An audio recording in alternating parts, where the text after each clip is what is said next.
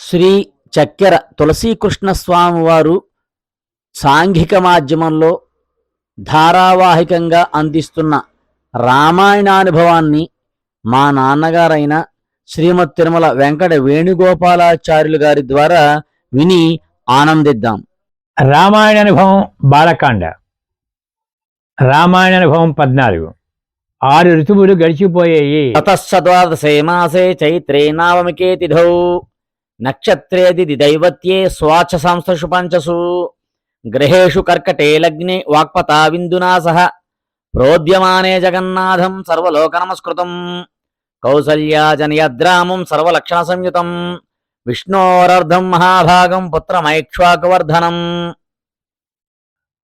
12వ నెల చైత్రమాసంలో శుక్లపక్షంలో నవమి నాడు పునర్వసు నక్షత్రయుక్త చతుర్థపాదము. కర్కాటక లగ్నంలో సూర్య గురు శుక్ర అంగారక శనిగ్రహాలు 5 స్వచ్ఛస్థానంలో ఉండగా బృహస్పతి చంద్రులు కలిసి ఉన్న ముహూర్తంలో కౌసల్యాదేవి శ్రీరాముడిని ప్రసవించింది. జగన్నాథుడు సర్వలోక నమస్కృతుడు జన్మించాడు. యథావరేణ దేవానాం మదితిర్వజ్రపాణినా భరతో నామ కైకేయ్యాం జజ్ఞే సత్యపరాక్రమః సాక్షాద్విష్ణోశ్చతుర్భాగः సర్వైః సమిదితో గుణైః అధలక్ష్మణ శత్రుఘ్నో సుమిత్ర జనయస్సతౌ సర్వాస్త్రకుశలౌ వీరౌ విష్ణోరర్ధసమన్వితౌ పుష్యేజ్జాతస్తు భరతో మీనలగ్నే ప్రసన్నదీః సార్పే జాతౌ చ సౌమిత్రీ కులీరే భిదితౌ గ్రవౌ రాజ్ఞః పుత్ర మహాత్మానశ్చత్వారో జజ్ఞిరే పృథక్. మర్నాడు దశమి తెల్లవారుజామున సూర్యోదయానికి ముందు మీన లగ్నంలో పుష్య నక్షత్రయుక్త శుభముహూర్తంలో సర్వాంగారకాది పంచగ్రహాలు స్వచ్ఛస్థానాల్లో ఉండగా కైకేయి భరతుడిని ప్రసవించింది.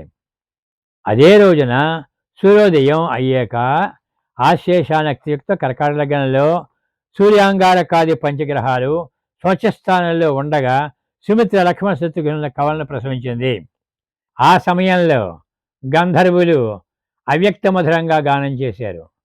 అప్సరసలు ఆనందంతో నృత్యం చేశారు. దేవదుందువులు మోగాయి. ఆకాశం నుంచి పుష్పవృష్టి కురిసింది. అయోధ్యలో ప్రజలందరికీ మహోత్సవం అయ్యింది. పండగ చేసుకున్నారు. వీధులన్నీ నట నర్తక గాయక గాయనీమణులతో నిండిపోయాయి. గాన వైద్య ఘోషలతో పెద్ద కోలాహలం చెలరేగింది.